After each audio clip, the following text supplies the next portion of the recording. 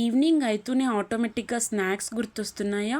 ఇక్కడుంది ఒక best option కారం బొరుగులు. అయితే క్విక్గా స్పైసీగా చేసేసుకోవచ్చు. రండి ఎలా చేయాలో చూపిస్తా. దీన్ని మరమరాలు అని కూడా అంటారు కొన్ని ప్లేస్లో, బట్ రాయలసీమలో అయితే బొరుగులు అంటాం.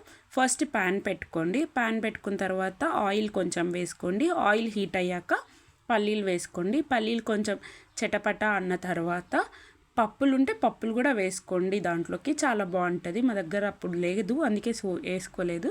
అండ్ దెన్ గార్లిక్, దాని మీద పొట్టు తీసేసి లైట్గా దంచి వేసుకుంటే ఫ్లేవర్ చాలా బాగుంటుంది.